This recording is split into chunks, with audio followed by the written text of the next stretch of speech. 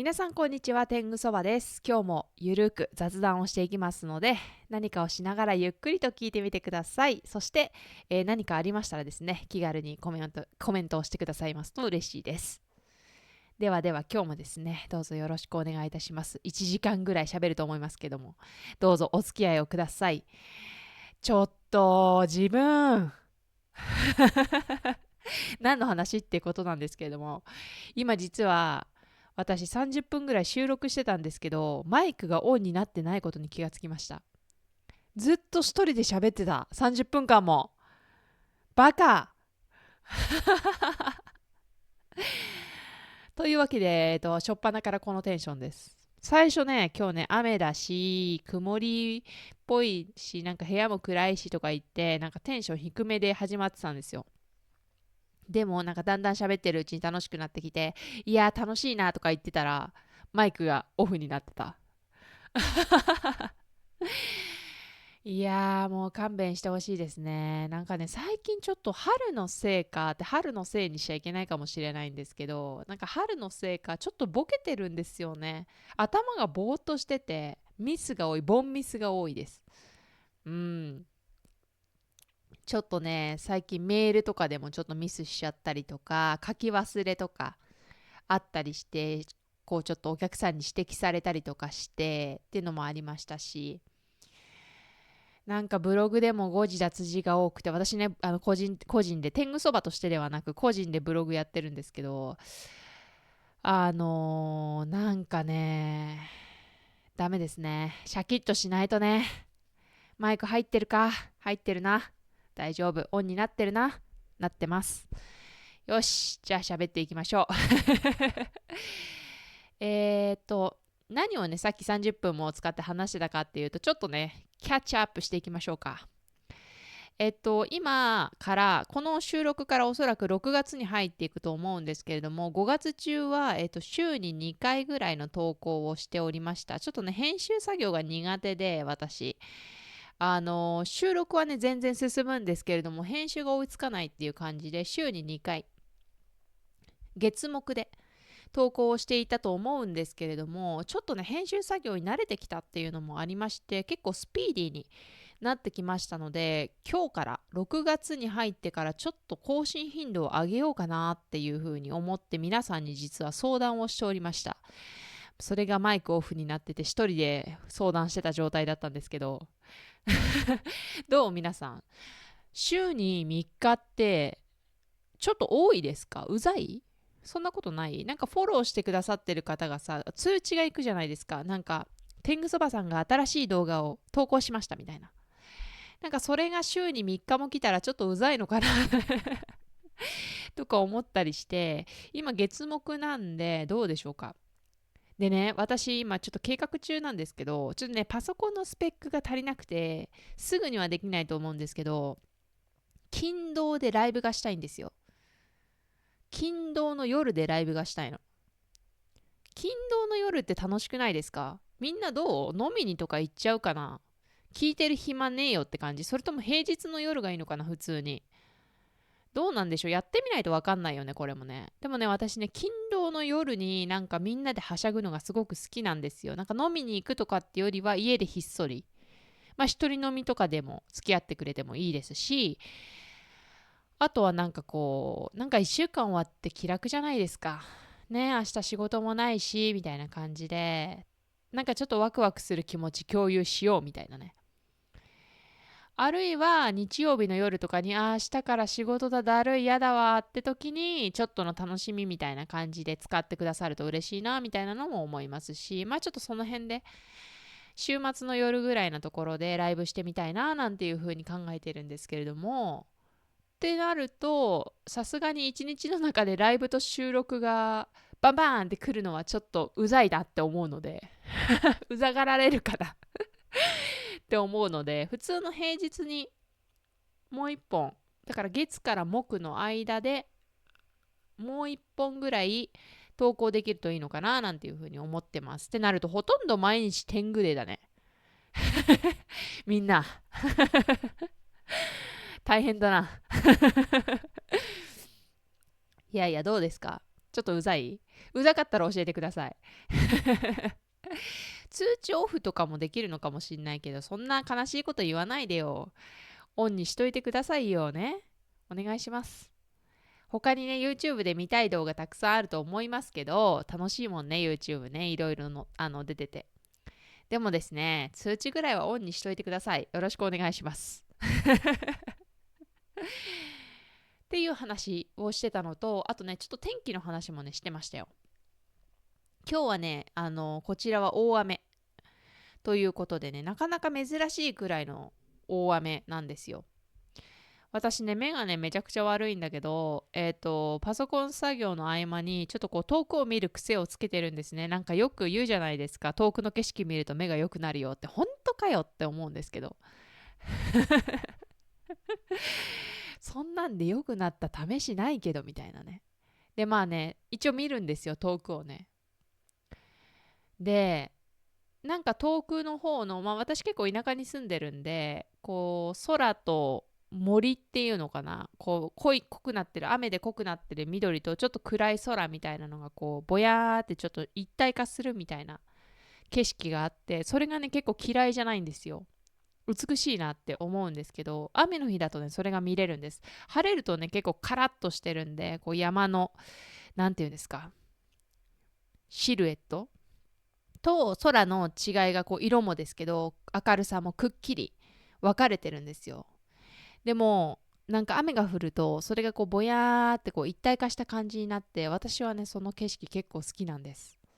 雨が降るとそれが見れるなーっていう感じで結構嬉しくなったりしますね。皆さんもなんかこう普段遠くを見たりしますかね。都会に住んでられる方は遠くを見るって言ってもどうですか？ビル街、オフィスから遠くを見ましょうと言ってもビルが邪魔してたりして見れなかったりするんですかね。遠くをね見るとね、なんかやっぱりね目にもいいだけではなく、なんか精神衛生上こうちょっとこう現実からふっとこう気分転換じゃないですけど、ふっとこう気が抜けるというか、ちょっとこうリセットできるみたいな意味で遠くを見るといいみたいですよ。ちょっと見てみてください。雨の日はね、空と景色がちょっと一体化してていいなーっていう風に思う方もいるかもしれません。というわけで今日は雨降ってます、かなり。昨日洗濯物しといてよかった。洗濯機がいっぱいだったんで、私洗濯機がいっぱいになったら洗濯するっていうタイミングの人なんですよ。こう毎週何曜日に必ずみたいな感じではなくてね。まあでもそんな人いないか、あんまり。晴れたらっていうのかな。晴れたらやる。天気がいい日にやるみたいな人が多いかもしれないですね。私は洗濯物がいっぱいになってプラス洗濯機がいっぱいになってプラス晴れたらっていう感じなんですけれども、今日明日は雨の予報なので、なんか雨だと気楽だな。だって雨ってさ、なんか何もしなくていいよって言われてるような気になりません？晴れるとなんかいろいろしなきゃ、窓開けて換気しなきゃ、洗濯物干さなきゃ、靴ちょっと干さなきゃ、なんか掃除とかしなきゃみたいなね、なんかいろいろできるよねみたいな日になっちゃうじゃないですか。雨だとなんかね、なんかしなくていいんじゃない、今日は雨だしみたいな風に言われてる気がして、ちょっとなんか嬉しくなります。私結構ねおサボりな性格なので、そうやって言われてるような気がしてね、なんかラッキーみたいな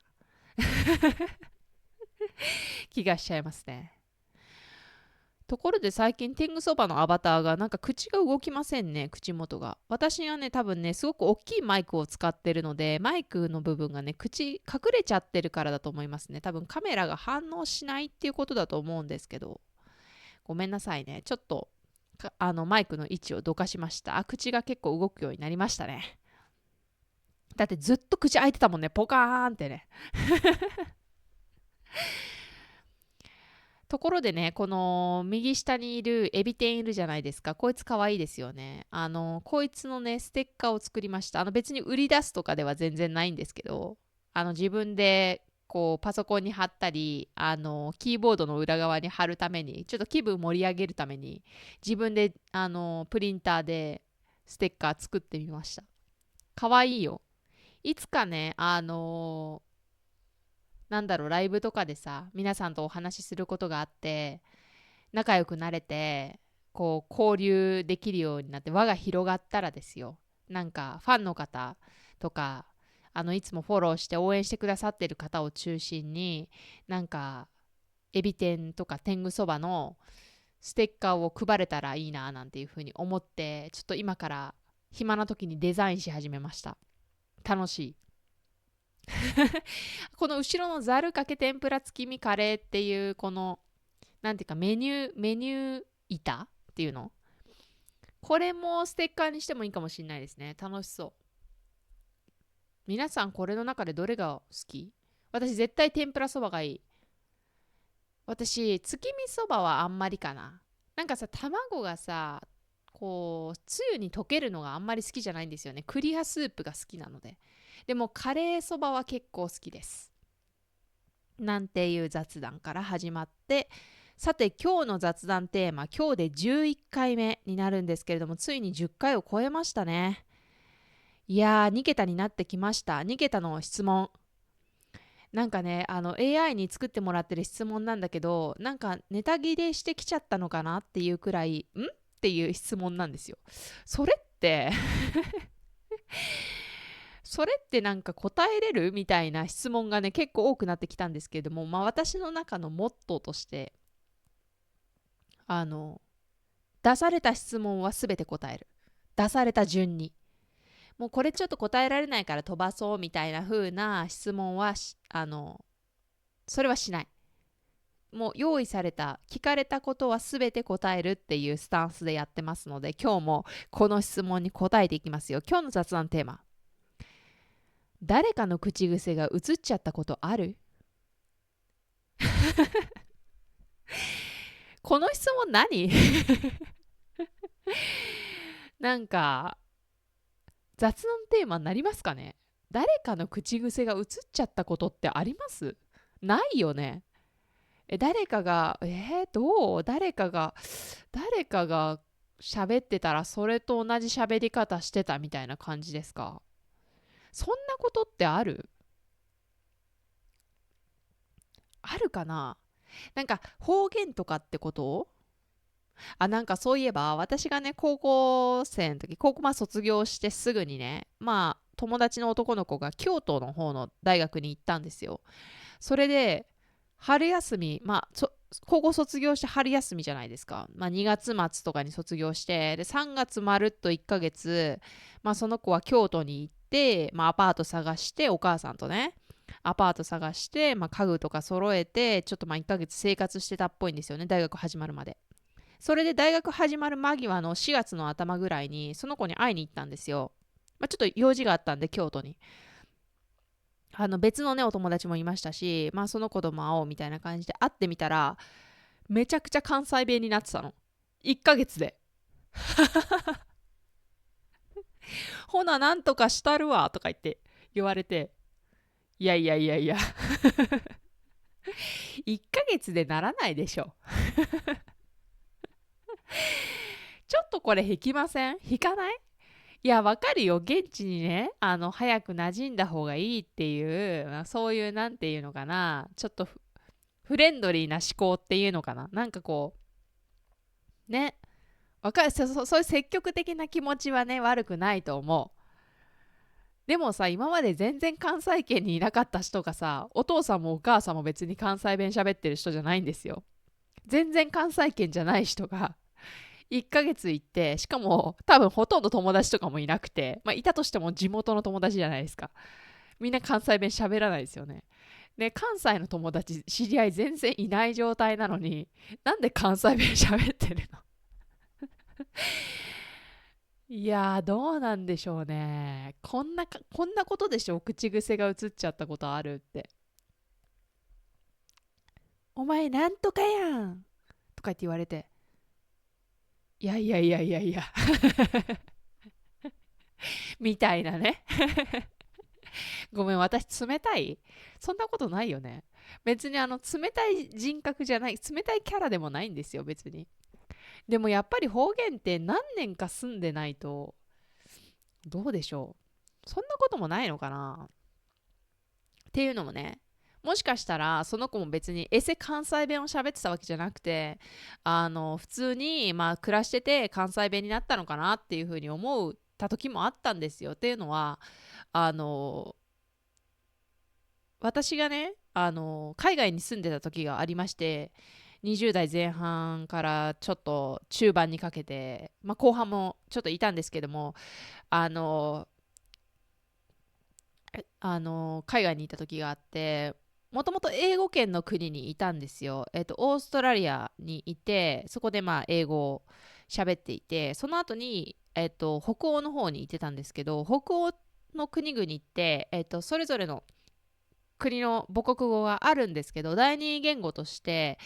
あの英語結構みんな喋れるんですよ、普通に。もう母国語レベルで喋れるんですよね。なんかね、考え方としては、自分たちの言葉を喋る国の人なんて世界を探してもいないんだから、英語話せなかったら生きていけないじゃんっていう考え方なんですけど、それって日本語にも適用されるなと思って、日本語でも言えるよなって思ったんだけど、日本人の方はそういうふうには考えないですよね。日本語なんて日本以外で喋る国ないんだから、英語喋れなかったら生きていけないじゃんって思わないですよね。不思議ですよね、この違いって思って。そうそう、ほんと北欧の人ってね、めちゃくちゃ英語喋れるんですよ、本当に。で、だから普通にこう行って暮らしてた時に英語で喋って、どこ行ってもお年寄りの方でも子供とかでも喋れる、普通に。で、お店の方もね、店員さんとかも喋れるんで、まあ普通に私も北欧のそのスカンディナビア語っていうんですか、母国語を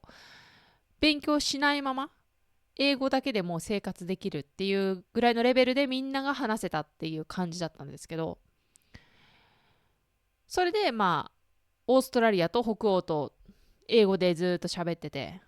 でその後にね、ドイツに行って住んだんですよ。うん。でドイツは母国語がまあドイツ語で、英語が別に話せるわけではないんですね。英語話せる人結構少ないんですよ。意外じゃないですか。なんかドイツ語の人、ヨーロッパ圏の人って英語話せるって思ってる方結構ね、多いし、私もそうだったんですけど、なんかいけるだろうって思ってたんですけど、喋れないんですよね。本当に喋れない。結構ね、日本人ぐらい喋れないって言ったら、別に喧嘩売ってるわけじゃないですよ。私別に日本語を優先してる日本人の方々の考え嫌いじゃないし、自分たちの母国語を好きで喋ってるとか、英語苦手だから別に勉強しない喋らないみたいなの全然反対しないです。全然国の中で楽しく生きていければいいと思ってるので。でもそう、イタリアの方、フランスの方、まあ、フランスの方なんて英語で話しかけようもんならちょっとキレられるぐらいなんか喧嘩売ってんのって言われるくらい、フランス語大好きな方々だし、母国語がね大好きな方々だし、ドイツの人たちも英語で話しかけると無視されるんですよね。答えてくれないです。まずパン屋さんとかで英語で話しかけて、これ欲しいですみたいなこと言っても、普通に他のお客さんの対応されちゃうんですよ、いない人として。で、ちょっと気づいてほしくて強めに「すいません、ちょっと注文してますよ」みたいなこと言うと、ドイツ語でって言われるんですよね。ドイツビテって言われるんですね。ドイツ語で話してくださいって、すごい低い声で言われますよ。でまあ仕方なく片言のドイツ語で注文するんですけども、どこに行ってもドイツビテはずっと言われ続けますね。こっちが英語で話しかけて、あって感じで、こう、快く英語で答えてくださった方は、ガス会社の方かな。ガス会社の結構インターナショナルな大きな、ガスの会社の、受付の方は、そうですね、窓口の方は英語で話してくれましたけど、それ以外の方は違いましたね。っていうぐらい、ドイツに住むとドイツ語話さなくちゃいけないっていうのはもう絶対なんですよね。ちょっとね、私ベルリンには住んでなかったので、ベルリンに住んでたら話は違うかも、首都はちょっと違うかもしれないけど、でもそれでもね、やっぱりドイツに住んだらドイツ語は必須っていうイメージでした。でね、その英語圏何が言いたいかっていうと、英語圏からドイツに引っ越して、で、ドイツ語を話し始めてたんですよね。まあ勉強して、しょうがないからね。そしたら、北欧でできた友達、英語圏の友達とスカイプでお話をした時があって、その時に、めちゃくちゃドイツ人なまりの英語になってるねって言われたんですよ。もう英語がね、話せなくなってくるの。だんだん。文法はわかるんですけど、発音ができなくなってくるんですよ。っていうのは、ドイツ語なまりなんですよね。だんだんね、R の音が言えなくなってきたり、V の音が言えなくなってきたりします。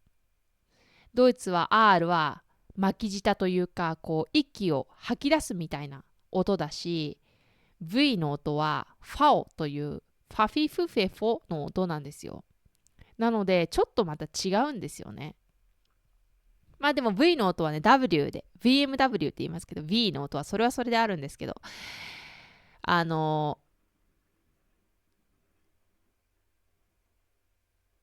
まあまあまあ、そういう感じで、ちょっとなんか、ドイツ語なまりになってきたねって言われたってことは、まあ、話を超戻すけど、何を話そうとしてたのか自分でも忘れちゃった。その関西弁になった男の子ね、1ヶ月で。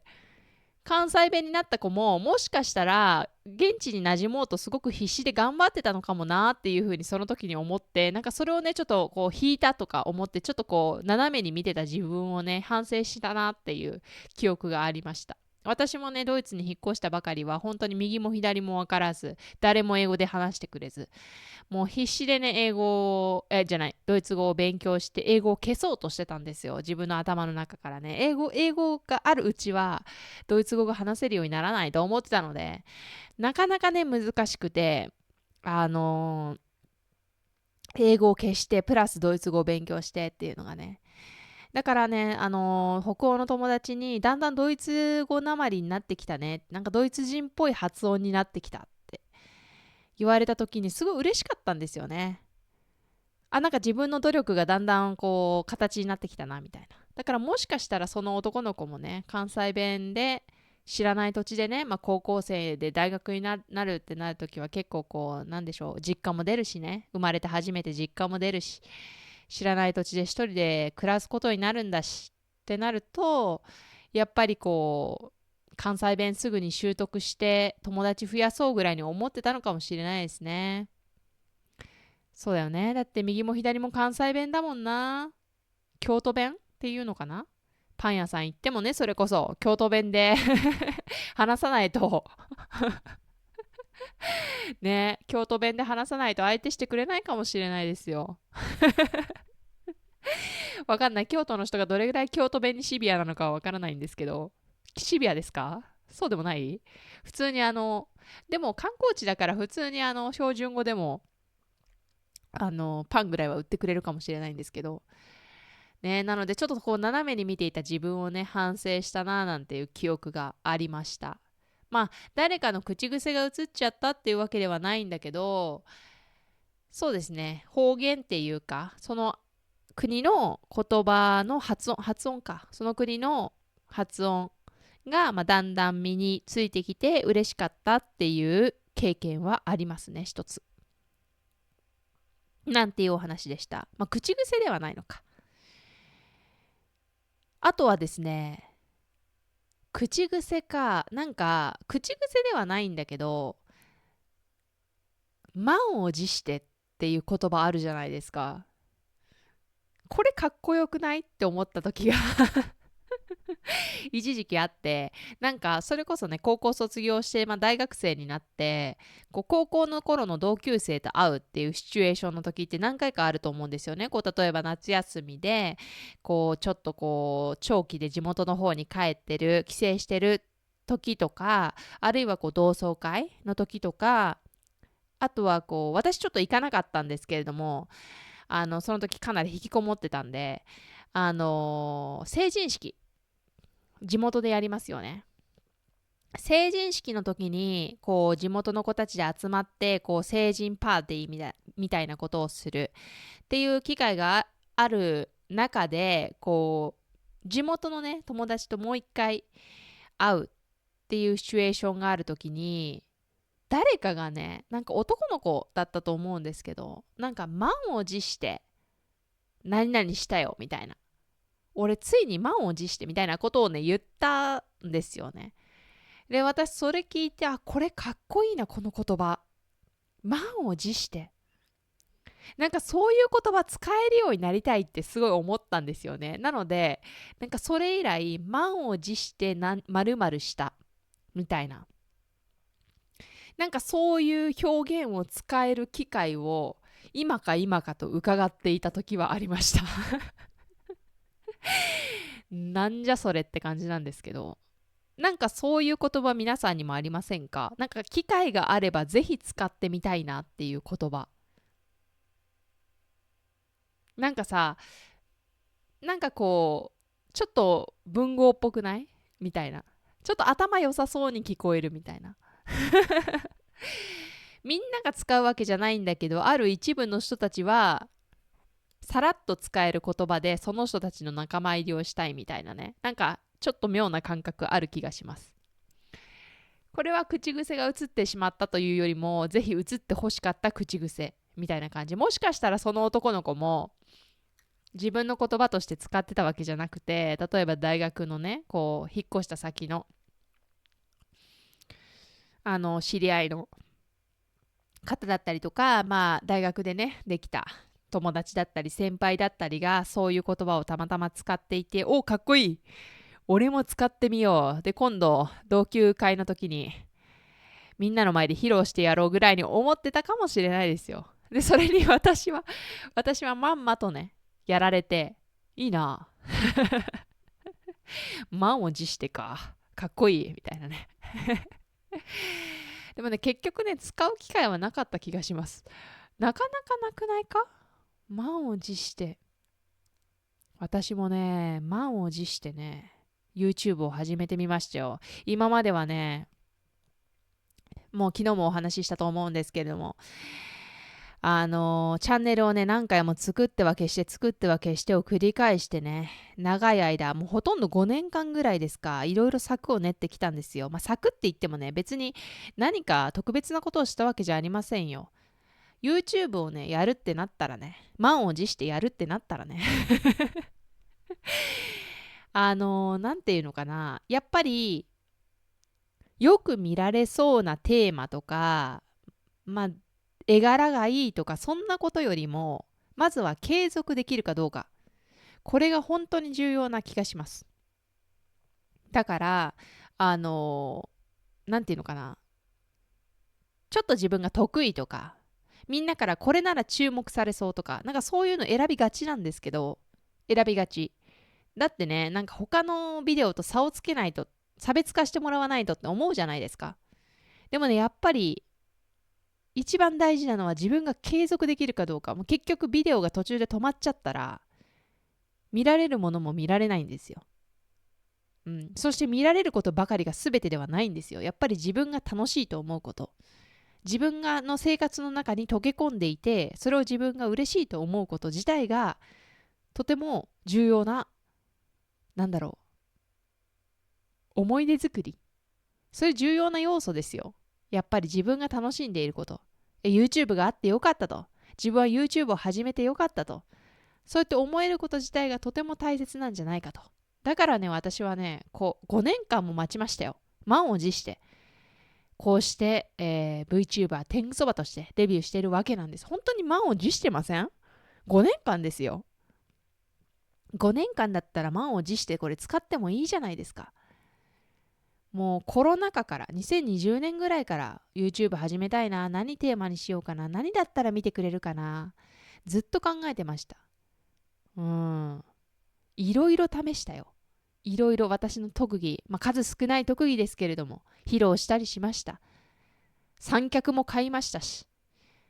まあカメラはちょっと買ってないんだけど、いつもスマホで撮ってたからね。うん。でもね、いろんな光の加減だったりとかね、自然光がいいだとかいろいろ見てね、ビデオを研究したりだとか、それこそあれですよ、照明みたいなのも買いましたよ。部屋の中でこうパッて明るくなるみたいな。あれ意味ないよな今、どうしよう。喋ってるうちに思い出してきちゃった、いろいろ。意味な。だって VTuber だもん私。照明とかいらないもん。一瞬もいらなくない？誰か欲しい人いる？あげる。欲しい人コメントして。あげます。ね、どうしよう。なんかいいわ。ブックオフとかに売るか。ブックオフプラスとかに売るか。メルカリちょっと大きすぎて送れないかもっていうくらい折りたたんでも大きいんですよね。ちょっとまた考えます。そうだよ。いろいろね、用意しましたよ。話題も用意しました。ね、不思議ですけど、最終的にはこうしてアバターをね、用意して動かせるようにして、VTuber として雑談をしているというオチになりましたけれども、雑談は楽しい。うん、昨日もね、お話ししたみたいに、昨日っていうのは1個前の動画なんですけれども、まだごめん、編集してないんだけど、あの声もね、褒められましたし、こうして雑談しろと言われれば、まあ少なくとも30分以上は、今31分経ってますけども、少なくとも30分以上はね、だらだらと喋ることができる、まあ才能っていうかなんていうか、性質は持ってるわけなんですよ。なのでね、こうして、満を持して YouTuber 始めさせていただきました。いかがでしょうか？こんな感じでね、満を持して何回も使わせてもらいました。今までの人生でこんなに満を持してって連発した一日はないと思います。かっこいいな、満を持して。みんなも使ってみてください。意外と使うシーンないですよ。そして今後、天狗そばにですね、こんなかっこいい言葉使ってほしい、放送中に言ってほしいっていう言葉があったら、ぜひぜひ教えてください。コメント欄で待ってます。雑談の中にですね、しつこいほどに織り交ぜていきたいなというふうに思っていますので、ぜひお待ちしております。さて、最後にね、思いついたことがありますので、ぜひお話をして終わりにしたいと思います。そういえばね、誰かの口癖映っちゃったことありましたよ。ありました。ドイツの話してたら思い出しました。私、ドイツに住んでたことがあるんですけど、3年間ぐらい住んでました。その時にね、本当に近所にたまたまなんですけど、ケニア人のマリーさんっていう方が住んでたんですよ。まあ、おばちゃんですよ、普通に。もうお子さんが結構大きくて、高校生ぐらいで。うん。それでね、おばちゃんが住んでて、ケニアから移住してきたのかな。でね、その方が、パーって、まあ私もちろんケニアから来たマリーさんだなんて知らないですからね。普通にまあ他人としてすれ違った時に、トントンって肩叩かれて、何って思ったら、もしかして日本人みたいな感じで聞かれたんですよ。日本語でですよ。もしかして日本人って言われて。で、あ、はいって、もちろんこっちもびっくりして日本語で答えるじゃないですか。そしたら、私日本語話せるんだもんって言うんですよ。この人、なんとかなんだもんっていうのが口癖なんですよ。口癖っていうか、多分そうやって覚えたのかな、日本語を。日本語を勉強した時に、その先生がそういう口癖だったのか、こう、例えばテレビドラマとか映画を見て勉強した時に、そういう口癖のキャラクターがいたのかはわからないんですけど、何に関してもなんとかなんだもんっていう喋り方をするんですよ。すごい可愛くないですか？それで、まあ、日本人だからっていう理由ですごい仲良くしてくれて、もう一回日本語話したいと。楽しいから。日本語すごい好きらしいんですよ。日本が好きっていうよりは日本語を話すことが楽しいって思っているケニア人の方。それで、ぜひね、日本語をまた思い出したいから、頻繁に会ってほしいっていうことで、こう、ホームパーティーだの、バーベキューだの、お子さんの誕生日パーティーだの、いろんなことにこう呼び出されるんですよ。毎週末ぐらい。それで今週末はケニアから来た人たちの移民たちのパーティーがあるとか、こう今週末はこう教会のなんかこうイースターのなんか卵に目玉を描くパーティーがあるとか、今週末はなんかうちになんか猫が預けられるからそいつの面倒を一緒に見ようとか、なんか何かと口実がつけられて呼び出されて、その度になんとかなんだもんって言いながらお話ししてるんですよね。それがね、私的にすごい面白くて、可愛いし、面白いじゃないですか。で、私もね、別にね、そんなすごいこう標準語を別に話さなくてもいいじゃないですか。マリーちゃんがせっかくね、私と話したいって言ってくれるわけですから。で、ドイツにいたらね、なかなか日本語を話す機会なんてないですよ。なので、私もね、一緒になんとかなんだもんって言ってました。猫ちゃん可愛いんだもん。めちゃめちゃニャーニャー泣いてるじゃん。可愛いんだもんとか言ってね。あの時は、まあ、口癖が移っちゃったっていうか、わざとそういう喋り方をして、そのマリーちゃんに合わせてましたね。マリーちゃんめちゃくちゃ陽気な方で、楽しかったですね。うん。なんかね、海外で日本語を話す機会って本当になくて、まあ国によるんですよ。日本語すごい話せるこうコミュニティがあったり、日本大好き、アニメ大好きみたいなコミュニティがあったりとか、あるいは日本人がすごく多い国、例えばオーストラリアとか、こうワーホリとかですごい学生とかですごいこう日本人が来てるような国だと、すぐに日本人って知り合うんですけど、ドイツってなかなか私が住んでたね、町ではなかなかいなくてですね、それでね、やっぱりね、マリーちゃんの存在は貴重でした。うん、たまに会ってね、めちゃくちゃ日本語喋る。もうね、マリーちゃんめちゃくちゃ陽気なんで、もう間違えてても文法的に間違えてても全然気にしない。もうわけわかんないこと言ってても全然気にしなくて、なんとかなんだもんって言いながら、もう鍋ですごいなんかたくさん料理作ってて、なんか豆料理みたいなの作ってて、味見してほしいんだもんとか言って、で、私も味見して、美味しいんだもんとか言って、やってました。めちゃくちゃ楽しい。あのね、別にディスるわけじゃないんですけど、海外で会う日本人の方って楽しめないんですよ。なんかね、ちょっと別にね、悪口言うわけじゃないんですよ、本当に。私はね、友達になりたいんですよ。海外でね、せっかくご縁あって、こんなね、日本から、私たちのね、母国から離れたところで、出会えるなんて奇跡じゃないですか。私ね、すごい友達になりたくて、日本人らしき方を見つけたら、すいません、日本人ですかとか言って最初話しかけて、友達になろうとしてたんですよ。でも、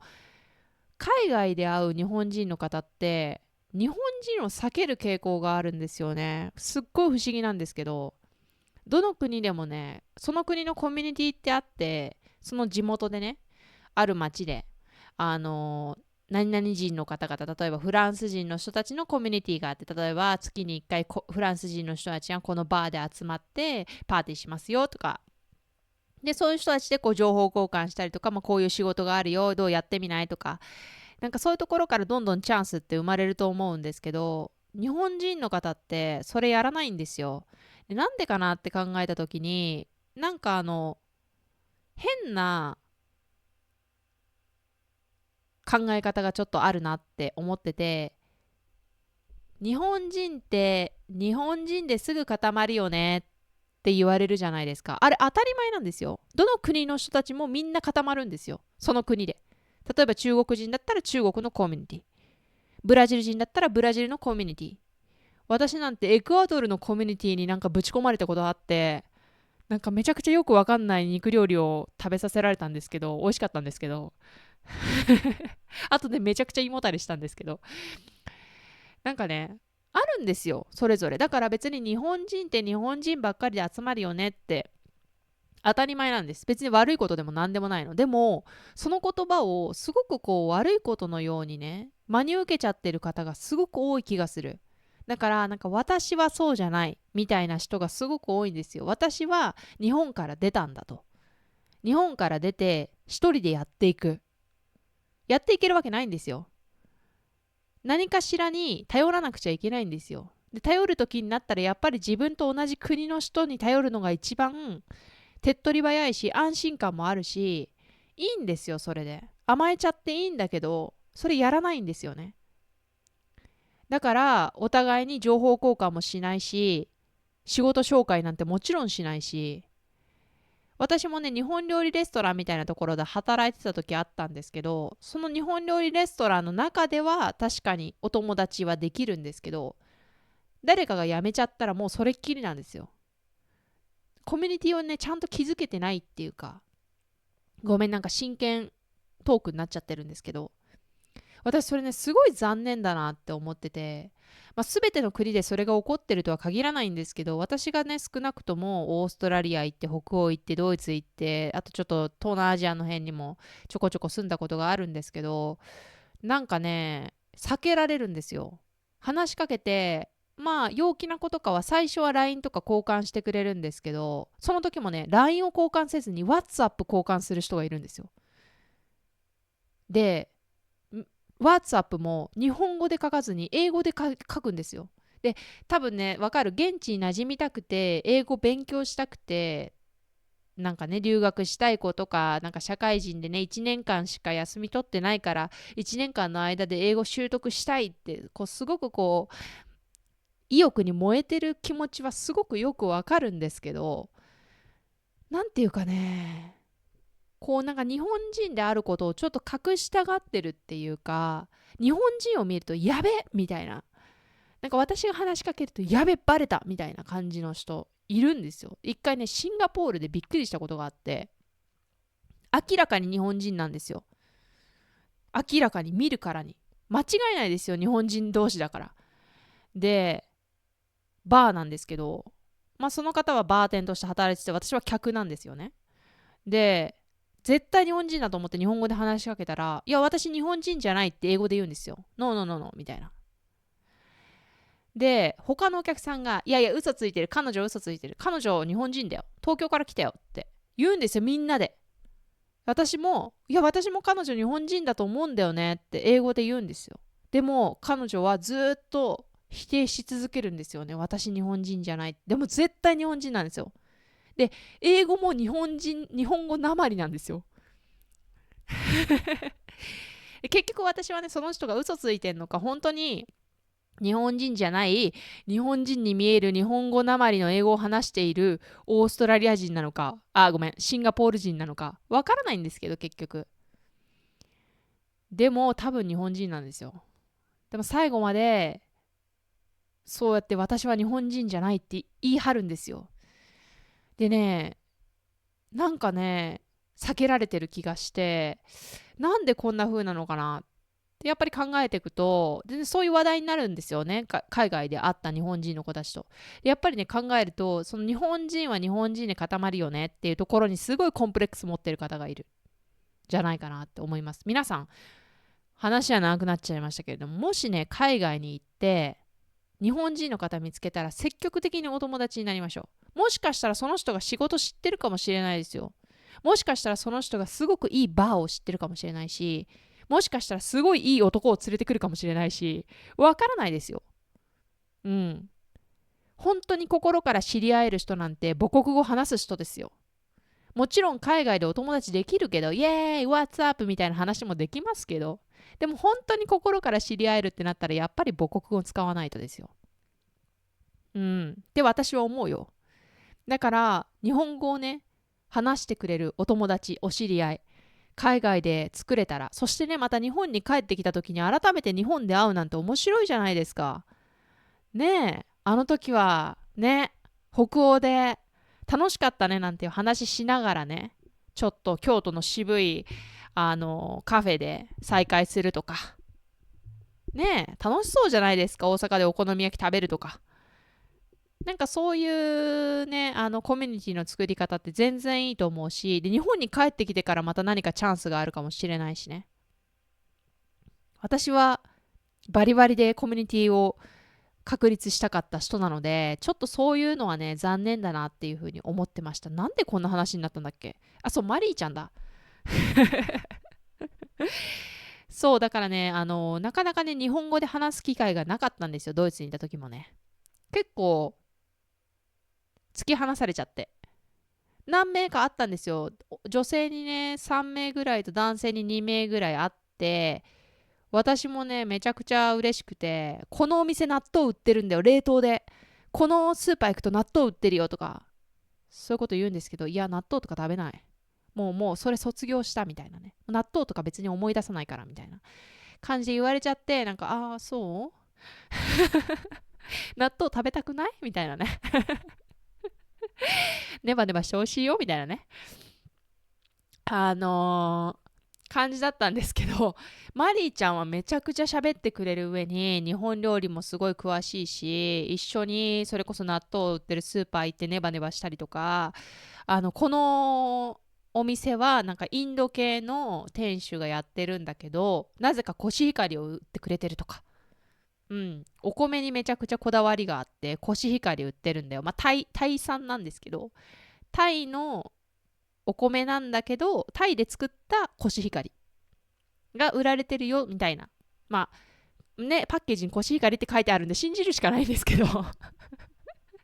売ってるよみたいな感じで、普通にふっくらね、日本で食べる白米みたいな感じで炊ける。あとこの量販店にはすごくいいね象印の炊飯器が売ってるんだよ、私昔ここで買って炊いてたよとかね、なんかそういうお話をマリーちゃんとしてすごい楽しかったですよね。なんか海外に行ったらほんと積極的にこうやって関わってほしいし、日本語も全然話したいし、日本語話したからって英語やドイツ語がねいつまでも覚えられないとかそんなことないですよ。それも個人の能力の問題。ごめん、こんなこと言っちゃいけないかもしれないけど、別に日本語封じたって封じなくったって喋れるようになる人は喋れるようになるし、喋れない人は喋れないですよ。なので、なんだろう。気にせずにね、どんどんお友達作ったらいいと思います。お友達作りましょう。楽しいですよ。みんなで納豆食べよう。ドイツで納豆。最高じゃないですか。卵かけはダメだよ。生卵を信じちゃダメ、海外は。卵かけご飯だけは日本で楽しみましょう。帰国時にね。でも納豆は美味しいです。海外で食べるともうひとしおですね。っていうちょっと関係のない話。そうそう、言葉の習得の話になったんですけど、別に私もね、もう英語すっかりそういうわけでドイツ語を勉強したので、もう英語をね、頭の中から積極的に抜きましたし、ほとんど覚えてないです。で、ドイツ語はまあ、喋れって言われたら、ドイツ人いたら別に喋りますけど、まあ、喋れるところまでって感じですね。まあ、当時ほどは喋れないぐらいな感じです。でも、よくね、お友達から聞かれるので、ぜひね、雑談ついでにお話をしたいなっていうふうに思います。英語の勉強の仕方なんですけど、私、勉強めちゃくちゃ苦手なんですよ。で、高校も、高校3年生の2月ぐらいに留年してくださいって言われたくらい。成績が足りませんと。うん。オール2とかだったな。本当に。冗談抜きで。で、1もあるみたいな。で、1がつけられないやつが2教科ぐらいあるので、留年ですみたいに言われて、大変な思いをしたぐらいの、まあ、勉強したくない人だし、まあ、偏差値も低いと思うんですよね。でも、英語はね、ペラペラに話してました。っていうのは別に自慢でも何でもなくって、やる方法があるんですよ。めちゃくちゃいい方法があって、すごいおすすめなんですけど、やってる人そんなにいないっていうか、みんな TOEIC が多分取りたいのかな。TOEIC とか IELTS とかそういうのが取りたいっていう方にとっては別にためにならない勉強法なんですけど、少なくともこう海外の人と雑談をしたりね、こうやって例えばストリームをしたりとか、配信をしたりとか、こう旅行で役立てたいとか、それぐらいだったら全然できるっていう方法があるのでお教えします。それはね、映画を見ることです。なんかありきたりなやり方かもしれないんですけど、一応手順があって、まずね、映画を選びますよね。で、もちろん英語の映画を選んでくださいね。英語の勉強だからね。うん。で、その時にレベルを気にしない。例えばスーツみたいな、まあシリーズなんですけど、それはドラマなんですけど、まあ、映画でもドラマでも何でもいいですよ。とにかく例えばこうちょっと難しい専門用語とかが出てくるから意味ないかなって思う方もいらっしゃると思うんだよね。勉強しても意味ないかなみたいな。そんなことないです、全然。専門用語だらけの、なんかね、別に自分弁護士じゃないしみたいに思わなくても、楽しいな、その映画ドラマが好きだなって思って、かっこいいなって思ってたらそれを選ぶべきです。一番ダメなのが、自分のレベルに合わせて簡単なつまらない映画を選ぶことです。というのは、映画をね見まくるんじゃなくって、一本の映画を何回も何回も見ることがすごく大事なんですよ。なので何回見ても飽きないっていう映画とかシリーズを選んでみてください。こうよくね挙げられるのがディズニーアニメーションとか、プラダを着た悪魔とか、あとキャッチミー if you can とか、そういうのをすごくこう教材っていうかね、こういうの見るとすごく勉強になりますよみたいにあるじゃないですか。もちろんね、その映画が大好きだったら選ぶべきなんですけど、そうじゃなかったら自分の好きな映画をまず選んでください。で、それをさっきも言ったように何回も見ます。で、真剣に見るっていうよりは、もう BGM みたいにずっとパソコンとかでもうずっとかけといてください。もう生きてる間ずっと、起きてる間ずっとそれをかけとく。うん。で、最初、日本語字幕で見るんですよ。で、内容を把握する。まあもちろん好きな映画なんで、もう内容知ってますよね。で、言葉、セリフの意味とかも全部もうわかるなっていう、日本語でね、見たとき、日本語で字幕で見たときにわかるなってなったら、それを英語字幕に変えてください。それで実際にこういう意味を話したいときに何て言ってるのかっていうのが文字化して見えるようにしてみてください。で、文字化して見えたときに、その人が、俳優さんがね、言葉を言いますよね。セリフを言うと思うんですけど、それが一言一句、見えてる字幕の文字の通りに聞こえるようになったら、字幕を消してください。つまり字幕なしで見るようになります。それでラジオみたいにずっとかけてたりとか、暇な時にちょっと画面見ながら見たりとかしてみてください。それを1本の映画、1本とか2本ぐらいの映画とか、まあ1つのシリーズとかでやってみてください。そしたら、だいぶ話せるようになりますよ。本当に。私、それで海外に行ってました。海外に行ったから話せるようになったんでしょって言われるんだけど、海外に行く前からも話せました。海外に行ってから行ってから勉強するっていうのは結構厳しいです。厳しいっていうのはお金とか時間があったら全然できるんだけど、私みたいにお金がない人は行ってすぐ働かなきゃいけないので、働きながらそこに滞在するってなった時に、英語が話せないと仕事が得られないことがすごく多いので、もう行ってすぐに仕事したい場合は、仕事が決まってない場合は英語話せるようになってから行った方がいいので、その場合はこの方法を使って勉強してみてください。少なくともね、普通に働けるくらいの、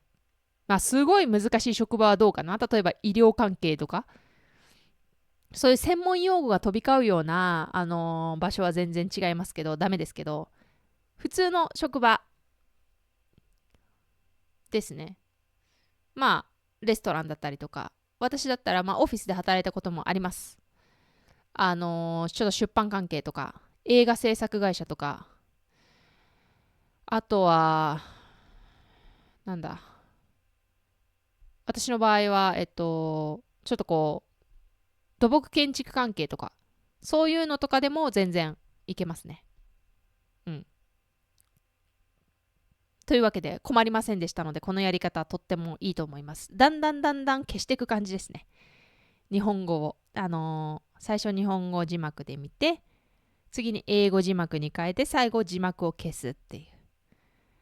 でね、すごく意外と大事なのが、アニメーションにしないことですね。で、アニメーションの、まあ、ちょっと合ってないなって思うところは、口の動きなんですよね。口の動きが人間としてその俳優さんの口の動きがきちんと見えるような映画っていうのは発音がすごく良くなるんですよ。口をね、唇をどうやって動かしたらいいかっていうことがね、結構わかるようになってくるんですよね。見てると。なので、アニメーションってすごくね、忠実に表現されてるから素晴らしいとは思うんですけど、やっぱり実の人間ほどではないかなと思うと、やっぱりちゃんと俳優さんが喋ってるような映画がいいかなっていうふうに思います。なんてね、ちょっと今日は真剣トークしちゃったな。熱烈に。なんか声割れてない？これ絶対。もうすごい大きい声で喋ってたよね。どうでしょうか？わあ、こんなに喋ってた。やば。やばくはないか。ごめん。最後ちょっと退屈した？英語とか喋るの全然興味ないっていう人とかは退屈だったよね。ごめんね。でもね、英語ってもちろんビジネスに役立てるとか、TOEIC でいい点取ると昇給するとか、昇格できるとか、なんか海外出張行けるとか、なんかいろいろね、チャンスが広がってね、いいと思う。TOEIC とか IELTS とか大学行けるとかね。でも、なんか単純にお友達作れるとか、ちょっとこう、行った先で働ける仕事が得られるとか、まあ、TOEIC って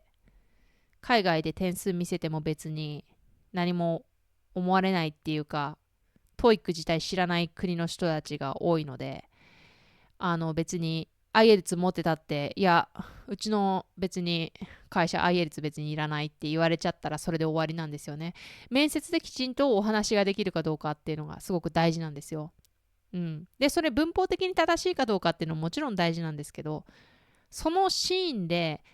大切なことを言うっていうのがすごく大事なんですよね。自分の言いたいことをきちんと言葉にして言うっていうか。それができるようになるために、この方法はとっても有効なんじゃないかなって。まあ少なくとも私はこれでできてたので、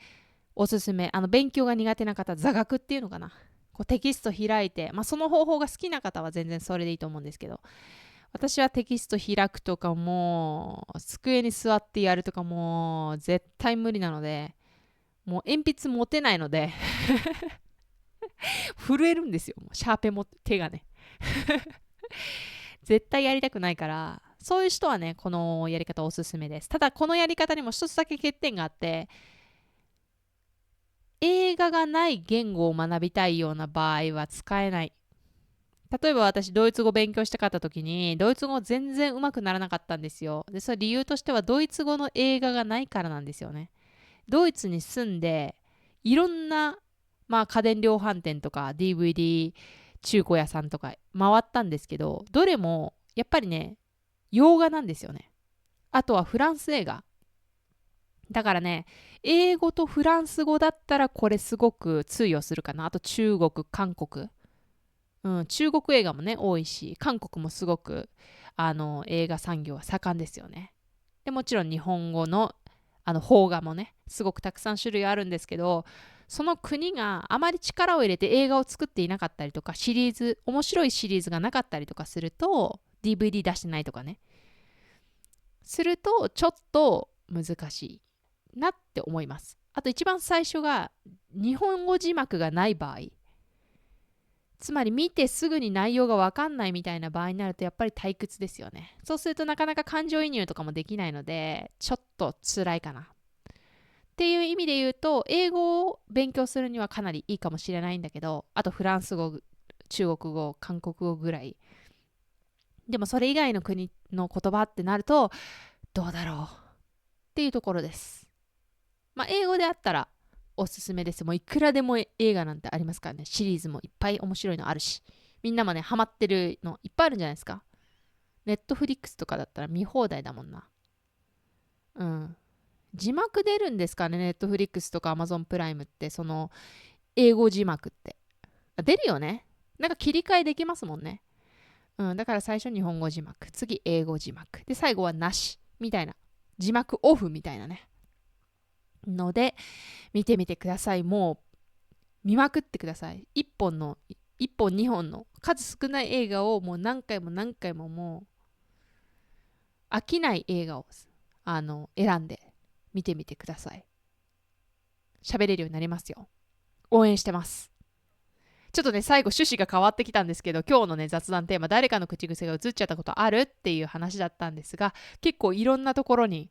導かれて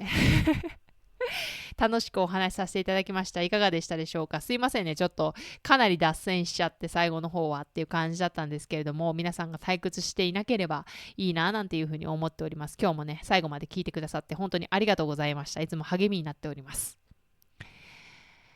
ねえ、たくさん喋ったね。次回のね、放送もおそらく盛りだくさんになりますので、ぜひ飽きずに、懲りずに来てみてください。お待ちしております。そして、チャンネル登録とコメントもね、お時間ありましたらぜひぜひよろしくねということで、今回の放送はここまでです。最後までどうもありがとうございました。またね。バイバイ。